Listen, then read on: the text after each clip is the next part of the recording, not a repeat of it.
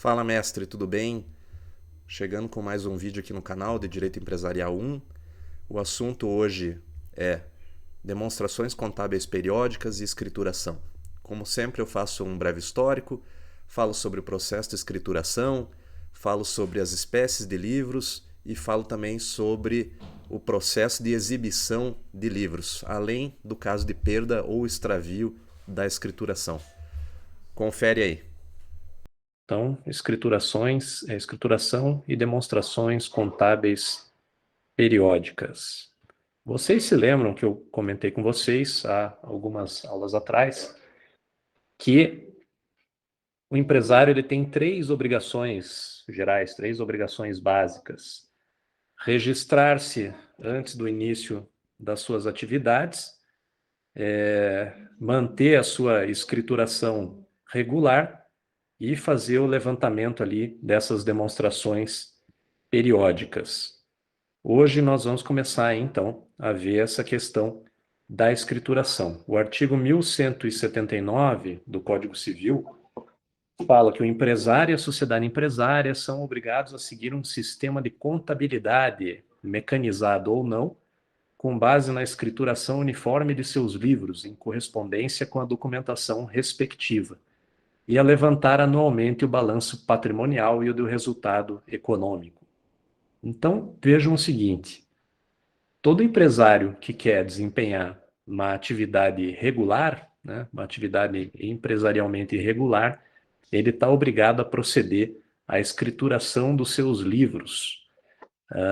Ou seja, ele está obrigado a manter né, um sistema, né, organizar um sistema de escrituração que vai ficar a cargo de um profissional competente, que no caso é o contador, né? Uma pessoa que tenha registro no Conselho Regional de Contabilidade. Com exceção ali, claro, né? A lei estabelece algumas hipóteses em que, né, não existindo um contador no local, é uma hipótese rara, mas no Brasil a gente ainda, né, tem povoados, tem locais que ficam verdadeiramente isolados, então, né, existe essa previsão legal. Mas, claro, mais das vezes vai ficar a cargo de um contador, aí, uma pessoa legalmente competente para manter a guarda e fazer essa escrituração dos livros do empresário. Então, o que seria você fazer escrituração?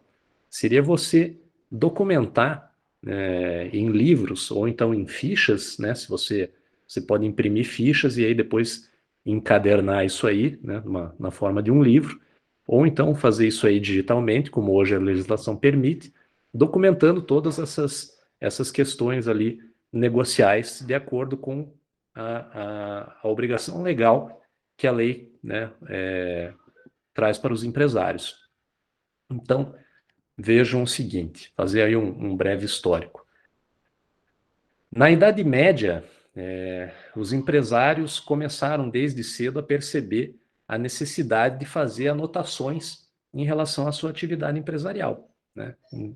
Quanto maior o volume de negócios do empresário naquela época, evidentemente ele via a necessidade de se apoiar ali, de ter um suporte de algum tipo de registro que ele pudesse anotar o volume de operações dele, né, compra e venda, as pessoas para quem ele estava concedendo crédito, as pessoas, né, de quem, ao contrário, ele emprestava dinheiro, enfim, ele tinha toda a necessidade de fazer um registro para que, primeiro, né, para ele não esquecer, e segundo, para que depois de passado um tempo, né, provavelmente um ano, ele pudesse fazer o controle do seu negócio. Então, ele ia ver se o patrimônio dele naquele período aumentou ou diminuiu, quais foram os atos de gestão ali, as vendas que foram bem-sucedidas, as que não foram, aquelas pessoas que devolveram dinheiro e as que não devolveram.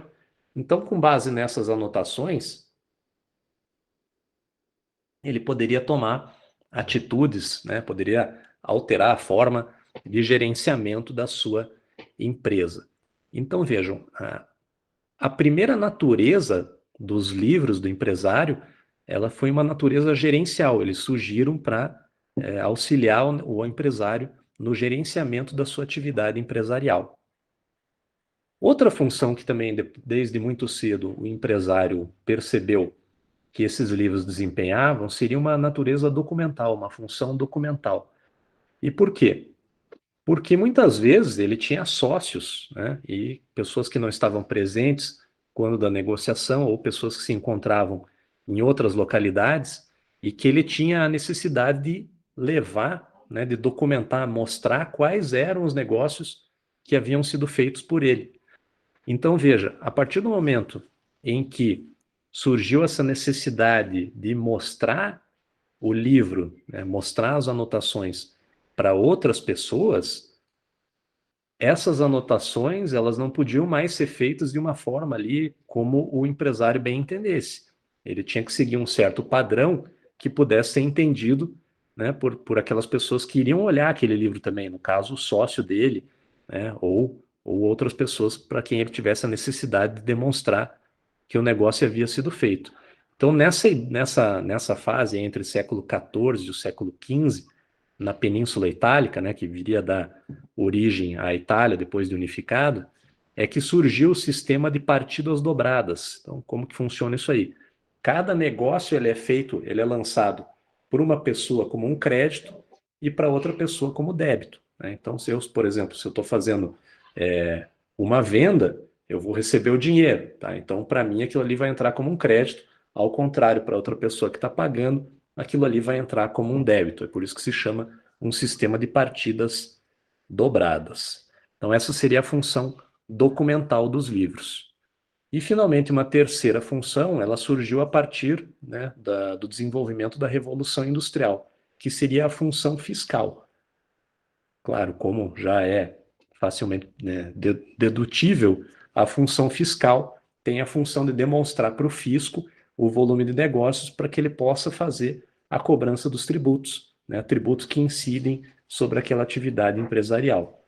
Então, nessa fase aí da Revolução Industrial, é que surgiu a normatização dos registros. Esses registros, esses livros, a partir dessa fase, eles não poderiam mais ser feitos pelo empresário, né, de mão própria. Eles seguiam toda uma série de regramentos que passaram a exigir que um pessoal especializado tomasse conta daqueles livros, tá? Então surgiu a expressão que durante muito tempo foi utilizada, que era a pessoa do guarda-livros, né? Essa pessoa especializada que faria a guarda dos livros do empresário e faria a anotação dos registros ali dos negócios do empresário de acordo com as normas que começaram a ser expedidas pelos países.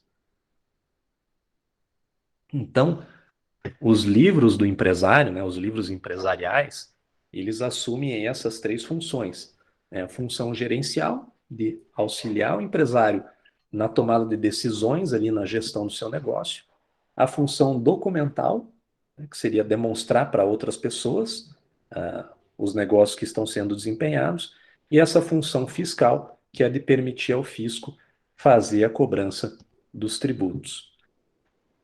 Veja, existem muitas classificações de livros, né? Alguns autores preferem colocar como livros do empresário, como se fosse um gênero, aí englobando todos os livros que o empresário tem a necessidade de manter, e aí né, estariam contidos não só os livros empresariais, né, como livros cuja manutenção o empresário está obrigado em razão de outras legislações, então, por exemplo, legislação trabalhista, a gente vai ver aí também demanda do empresário que mantenha ali o livro de registro de empregados e livro de inspeção do trabalho. Determinados empresários, né, de ramos específicos, eles também têm a necessidade de manter livros em razão da legislação específica ali daquele setor em que ele desempenha a sua atividade. Então, dentro dessa classificação aí de livros do empresário estariam contidos todos esses livros. E os livros empresariais seriam aqueles simplesmente que são exigidos pela legislação mercantil, né? Ou seja, pela legislação do direito comercial, ok? Uma dessas classificações aí seria a classificação do professor Fábio Ulloa Coelho. Ele traz uma classificação de livros contábeis e livros simplesmente memoriais. O que acontece? Como que funciona essa classificação?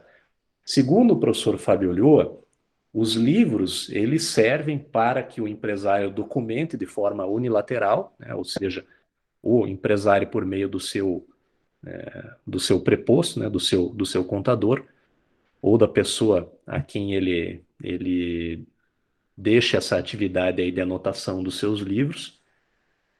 Ele desempenha, então, essa anotação aí de forma unilateral, e o que que ele vai anotar? O que que ele vai fazer o registro nesses livros? Vai fazer o registro de atos e fatos que são relevantes para a sua atividade, certo? Esses atos, eles podem estar diretamente ligados à atividade da empresa, certo? Então, você vai anotar ali a sua compra e venda, você vai anotar os créditos, você vai anotar variações do patrimônio da sua sociedade empresária. Então, atos diretamente ligados à atividade. Ou podem anotar outros tipos de fatos, né? Como, por exemplo, no caso aí de registro de empregados, no caso de você ter que fazer a anotação das atas de reuniões, né? Se você tiver ali uma sociedade limitada, atas de assembleia, se a tua sociedade for uma sociedade anônima. Então, são outros tipos de anotações, outros tipos de fatos que não estão diretamente ligados à atividade empresarial e muitas vezes estão ligados ao próprio trâmite de funcionamento dos órgãos deliberativos da empresa, certo? Então, com base nesses diferentes dados que o empresário pode anotar, pode registrar, o professor Fábio Ulloa separa os livros em livros contábeis, né, que são aqueles livros em que são anotados apenas os registros, os atos diretamente ligados à atividade empresarial, e os livros simplesmente memoriais, que servem para o registro de outros tipos de fatos.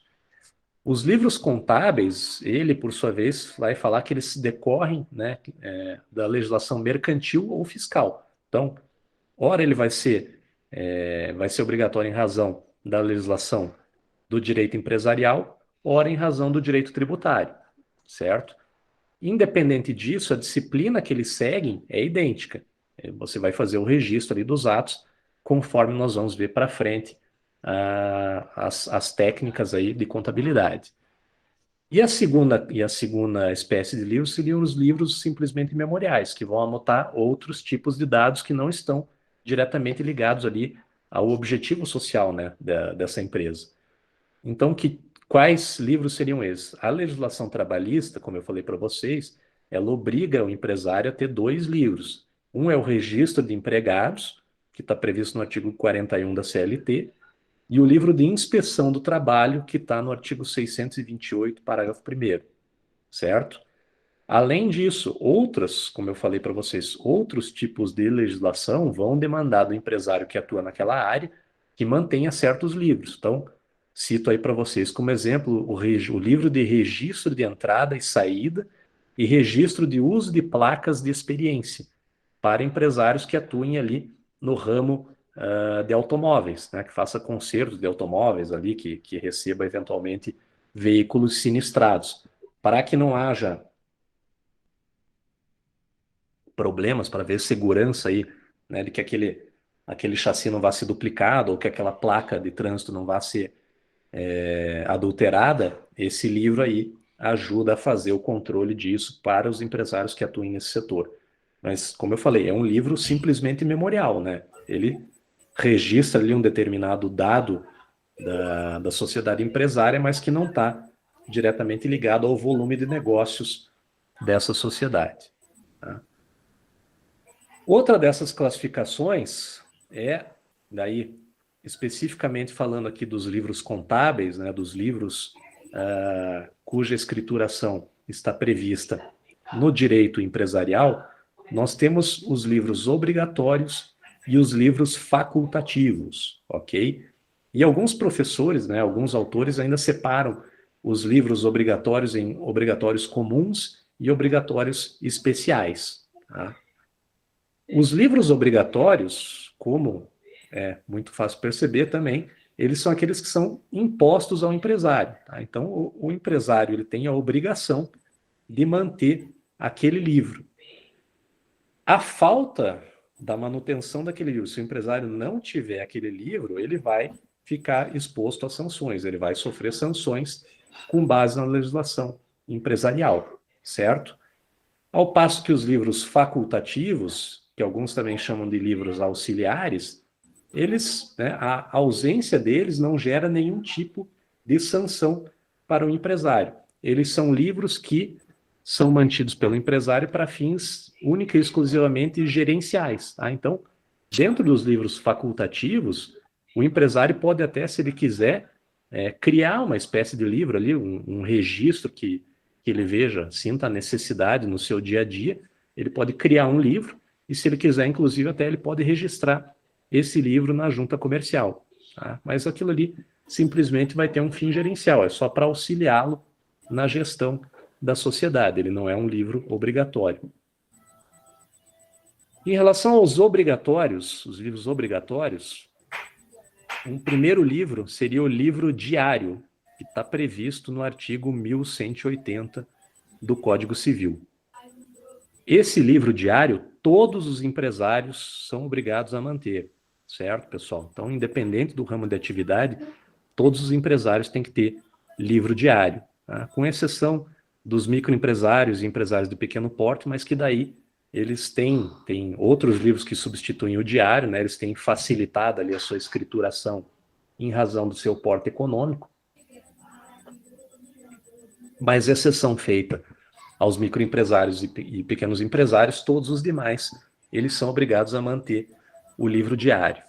O livro diário, ele serve para que o empresário faça o registro desses atos ou operações da atividade empresarial e daqueles atos que podem ou modificam efetivamente ou podem modificar o seu patrimônio.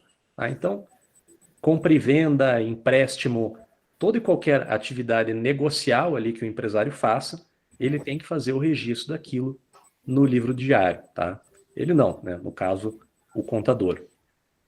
Esse seria o principal livro aí da legislação empresarial, o livro diário.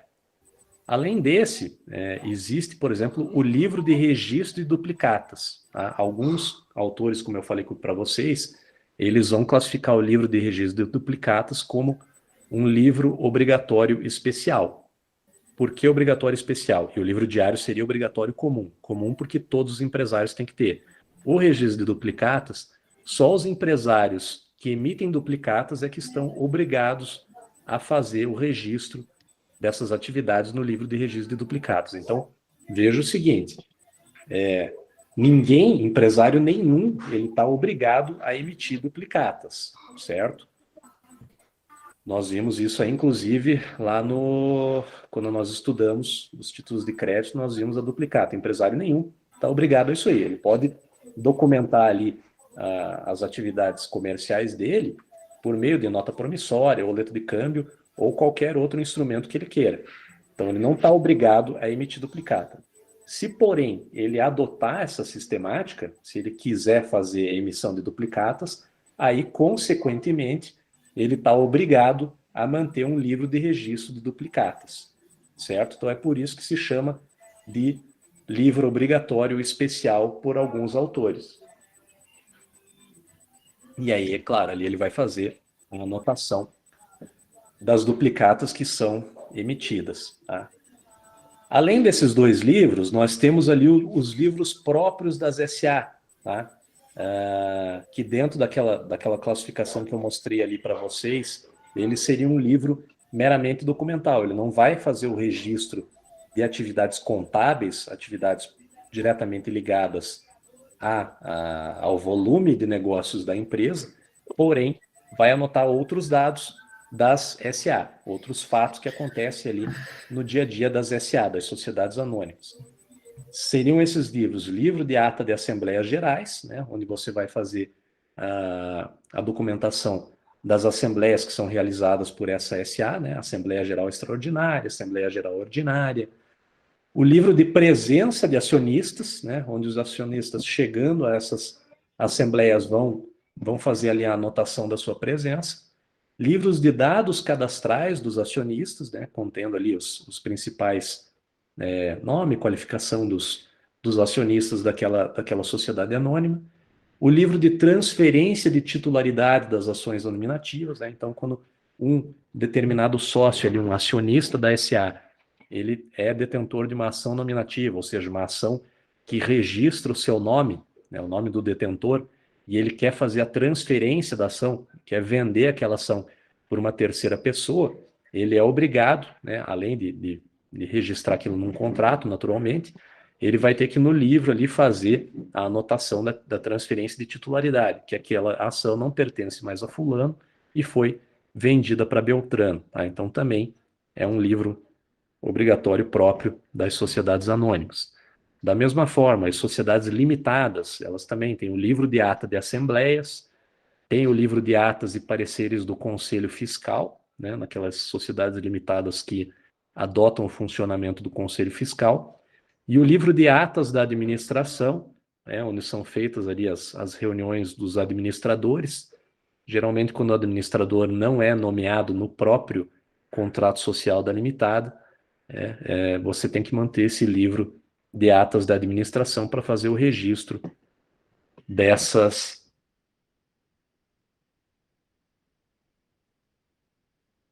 Pessoal, podemos prosseguir? Livros facultativos. Como que funcionam os livros facultativos, tá?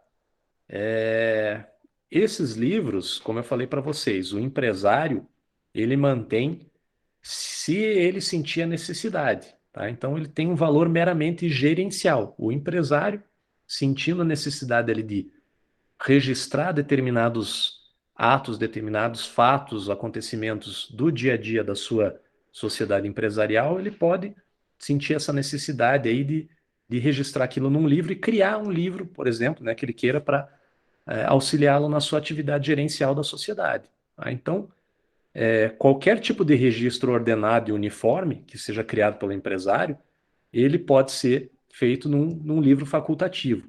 Esses livros, mesmo que eles sejam registrados na junta comercial, né, e o empresário pode fazer isso aí, autenticar esses livros na junta, eles não vão ter uma eficácia probatória da mesma forma que os livros obrigatórios têm. Tá? Então, por lei, um pouquinho para frente aí nós vamos ver, os livros obrigatórios eles podem fazer prova tanto em favor quanto contra o empresário, ok? Os livros facultativos, eles não têm essa eficácia probatória. Tá? Eles podem, eventualmente, servir ali como um meio de prova, né? O empresário pode juntar aquilo ali, mas o valor probante daquilo ali vai ser bastante diminuído. Então, prosseguindo, pessoal, esses livros eles não têm uma eficácia probatória da mesma forma que os livros obrigatórios. Tá? A regularidade na escrituração. O que se considera uma escrituração regular? A escrituração ela vai estar perfeitamente regular, né? Ela vai estar lícita quando ela seguir determinados requisitos, que são requisitos intrínsecos e extrínsecos. Tá? O que seriam os requisitos intrínsecos previstos na lei? Seriam requisitos ali da própria escrituração. Tá? Então, o idioma tem que ser em português, né? Não se aceita nenhum tipo de escrituração em idioma ou em moeda estrangeira, tem que ser em idioma português e em moeda nacional.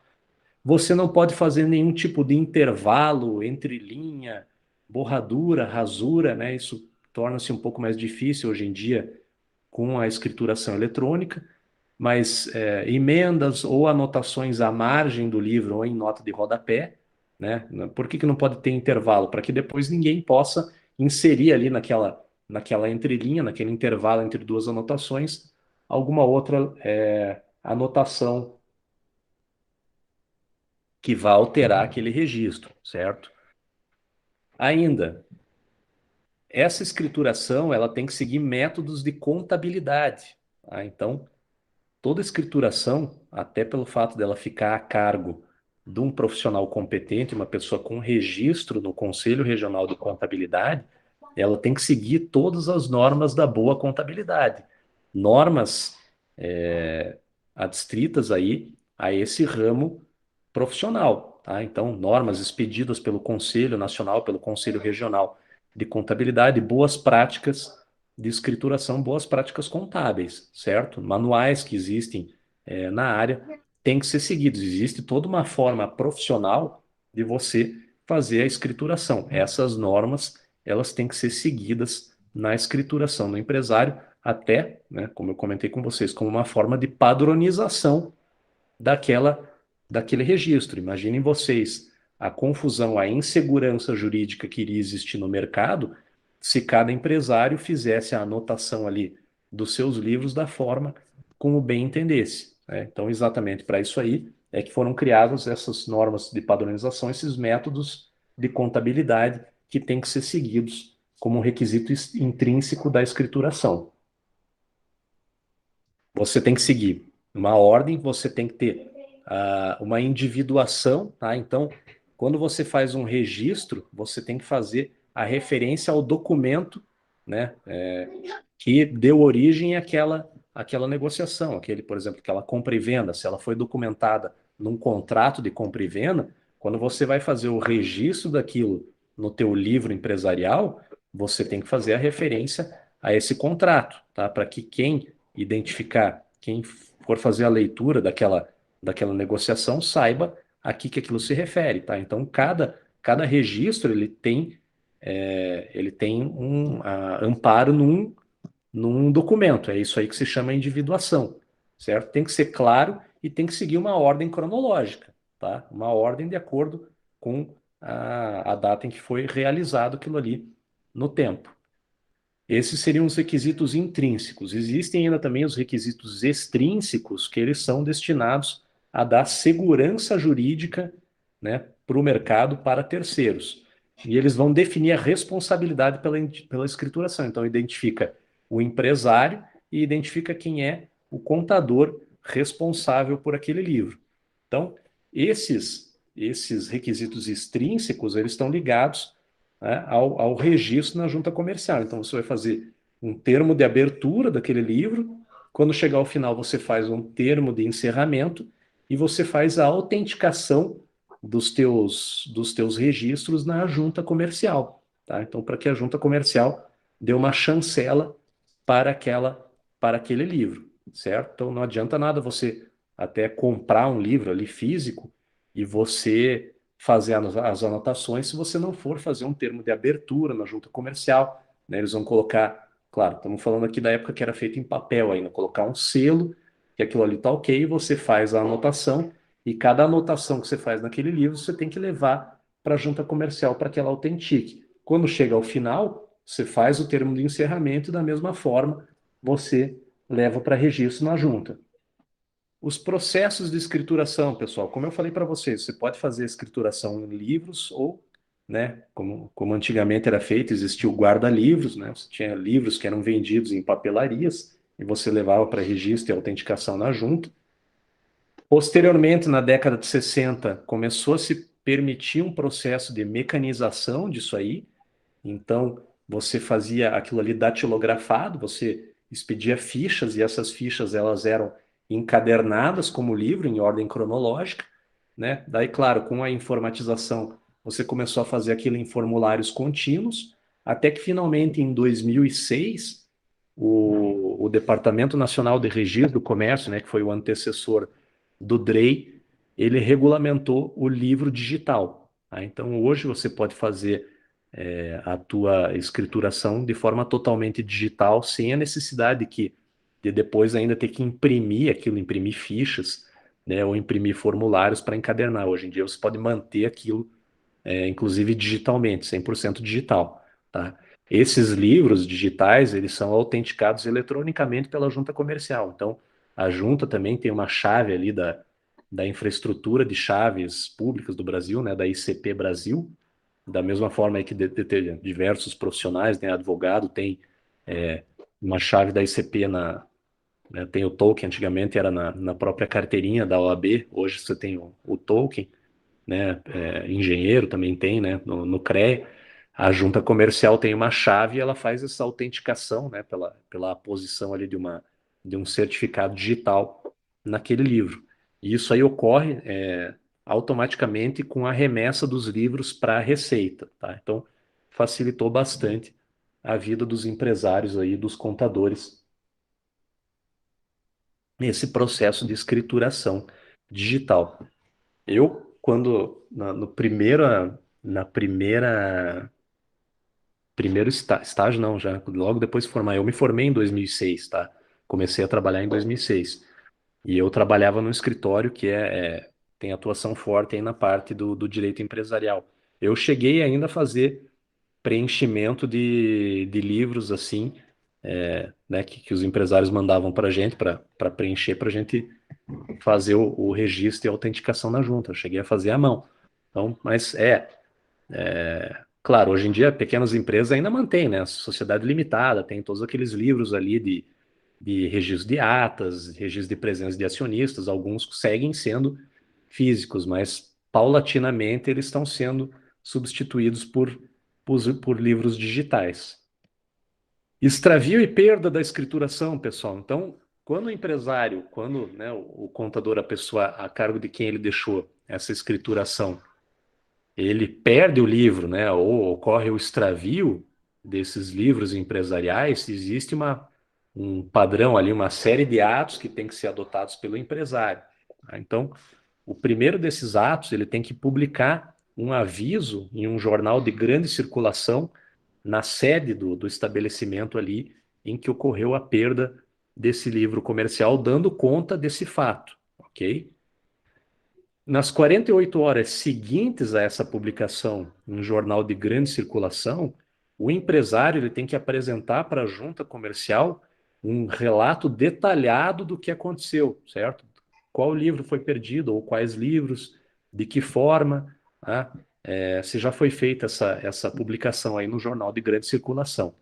Feito isso aí, apresentado esse relato circunstanciado para a junta comercial, aí ele está livre para recompor a sua escrituração. Tá? Então ele, digamos, compra outro livro, mantém, né, com o mesmo número de ordem desse que foi perdido ou foi extraviado, e aí ele pode apresentar aquele livro na junta comercial para ser autenticado. Tá? Se ele seguir todo esse trâmite que está previsto na lei, presume-se que essa substituição foi regular. Tá? O que seria essa presunção? O ônus da prova da fraude ela vai recair sobre a outra parte. Tá? Então, se uma outra parte tiver, quiser acusar o empresário de ter extraviado esse livro aí, de repente, para esconder determinados registros que eram negativos para aquela empresa, ele vai ter que provar que isso aí foi feito para fraudar a escrituração. Tá? Então, o ônus da prova recai na pessoa que está alegando essa fraude. Se o empresário não seguir essa tramitação toda aí que eu expliquei para vocês, daí é o contrário. Tá? Aí, ao contrário, o ônus da prova vai recair sobre ele. Ele que vai ter que provar que ele não fraudou. Certo, pessoal? Então, esse aí é o procedimento para, em caso de extravio ou perda da escrituração. Exibição dos livros, tá? Como eu falei para vocês, muitas vezes o empresário ele vai ter que fazer a exibição desses livros, né? Até em juízo, como nós vamos ver aí para frente. Tem vigência no Brasil, pelo artigo 1190, o princípio do sigilo dos livros comerciais. Tá? Então, tradicionalmente, esses livros eles eram sigilosos, até pelo fato dele conter documentação, né, de fazer o registro de dados que muitas vezes são sensíveis para o negócio do empresário, ele não quer ter que mostrar aquilo ali para terceiros, né, principalmente em caso de concorrentes. Imagine se os concorrentes pudessem ter amplo acesso ali a questões comerciais daquela sociedade. Isso iria representar um grande prejuízo para o empresário. Então, em princípio, vige o sigilo desses livros. Com o passar dos anos, esse sigilo ele foi sendo de certa forma enfraquecido. Tá? Então, hoje, em razão da importância que existe das sociedades empresárias para a nossa sociedade, né, para o funcionamento da economia, muitos livros, por exemplo, o balanço, livro de balanço e tal, eles têm que ser publicados. Se você tem uma sociedade anônima aberta, existe uma obrigação legal de você publicar o teu balanço em jornais de grande circulação, tá? Da mesma forma, você tem que fazer, tem que dar à vista, né? Você tem que exibir os teus livros em determinados casos. Então, esse princípio do sigilo, ele foi sendo dirimido, né? Foi sendo mitigado, desculpe, não dirimido, foi sendo mitigado ao longo dos anos. Hoje, o empresário, ele não pode invocar esse princípio do sigilo, principalmente em duas situações: agentes de fiscalização da Receita e no caso de ordem judicial. Tá? Então, veja, os agentes de fiscalização da Receita, essa possibilidade de que eles tenham vista dos livros está prevista no Código Tributário Nacional, artigo 195, ou mesmo agentes de fiscalização do INSS, e aí Lei 8.212 de 91, artigo 33, parágrafo 1º, que está ali, né, eu coloquei para vocês, tem a previsão dessa obrigatoriedade de que o empresário exiba os seus livros. Como que funciona isso aí? Geralmente não, tem que ser instaurado um processo administrativo, tanto no âmbito da Receita, aí pode ser Receita Federal, Estadual ou Municipal, como no âmbito do INSS, tá? Você manda uma notificação para aquele empresário para que ele compareça à delegacia da Receita ou ao INSS, né, acompanhado dos seus livros, né, do livro ali que eles precisam ter visto, e leve para que o agente de fiscalização faça a verificação dos registros, certo? Esse livro não vai ficar de posse da Receita e nem do INSS, tá? O empresário vai lá, mostra, é feita a anotação ali do que é necessário e o empresário leva aquele livro de volta. Ou então, o agente de fiscalização ele vai até a sede do empresário ou até o local onde estão mantidos esses livros, né? Se for um escritório terceirizado de contabilidade, e ali naquele local eles vão ter vista daquele livro para fazer a fiscalização. Tá? Então veja, essa exibição ela não é ampla, geral e restrita de qualquer livro e da inteireza daquele livro. Tá? A súmula 439 do STF, inclusive, já reduziu isso aí a termo para dizer o seguinte: estão sujeitos à fiscalização tributária ou previdenciária quaisquer livros comerciais, limitado o exame aos pontos objeto da investigação. Tá? Então, como eu falei para você, abre um processo administrativo no âmbito da Receita ou do INSS e você ali vai ter que determinar o que aquele processo administrativo está investigando. Tá? Feito isso aí, o exame desses agentes de fiscalização ele vai estar adstrito àquele ponto, tá? Então, só aquele livro que ele necessita, ou livro, se for mais de um, e especificamente no ponto que é necessário dirimir aquela dúvida ali, objeto da investigação. O agente de fiscalização não pode dar publicidade disso aí para ninguém, tá? Então, é por isso que se fala, o princípio do sigilo, ele é válido, ele é mitigado em alguns casos, mas ele continua vigente. E é por isso que existe essa limitação aí no caso da fiscalização do Poder Executivo. Qualquer outro caso, você precisa de uma ordem judicial. Então, essa é a segunda hipótese aí de exceção ao princípio do sigilo dos livros empresariais. Veja, quando você tem uma ordem judicial para exibir um determinado livro, em geral, é em razão de uma perícia, tá? Então, você vai ter uma perícia contábil no âmbito ali de um processo judicial em que é necessário fazer a exibição daquele livro, tá? Feita essa exibição, o perito vai lá, pega os dados de que ele necessita e aí, né, desempenha ali, faz a sua atividade pericial. Então, nesse caso, a exibição, em caso de ordem judicial, ela pode ser parcial ou ela pode ser total. Tá? Essas duas exibições, duas espécies de exibição, dois procedimentos, vamos dizer assim, eles estão regulados no Código de Processo Civil, artigo 420 e 421. Né? Então, como que funciona a exibição parcial? O juiz vai designar uma audiência, tá? Para que seja feita a exibição dos livros. O empresário comparece à audiência, né, levando o livro. Daquele livro ali, você vai extrair uma suma, que se chama, né? Você vai extrair os elementos que interessam única e exclusivamente aquele processo específico, tá? E essa exibição parcial, ela pode ser determinada de ofício em qualquer tipo de processo, tá? Então, sei lá, um processo ali em que você necessite fazer a prova de uma determinada um determinado negócio que foi feito para aquela sociedade. Tá? Se aquilo ali não está registrado num contrato, a outra parte não recebeu cópia daquilo, ela pode pedir que seja determinada judicialmente a exibição daquele livro para ver se existe aquilo ali registrado no livro do empresário. Ok? Então, qualquer tipo de processo cabe essa exibição parcial. O empresário ele não é desapossado dos livros nesse caso, ele só leva ali, né? Ou então, se for eletrônico, ele encaminha aquilo ali, mas ele não perde o livro, ok? Esse é o tipo de exibição parcial. Existe também a exibição total, está previsto no CPC no 420. Nessa aí, ao contrário, o empresário ele perde a posse do livro. Esse livro vai ficar depositado em juízo e, eventualmente, até pode ser entregue para outra parte. Esse tipo de exibição total, ela só é feita em determinados tipos de ação. Tá? Quais são essas ações? Liquidação da sociedade, a sucessão por morte de sócio, tá? E a administração ou gestão à conta de outrem, que chama. Tá? Então, por exemplo, quando a sociedade está sendo administrada por um terceiro, tem algum tipo de intervenção, vamos dizer. Tá?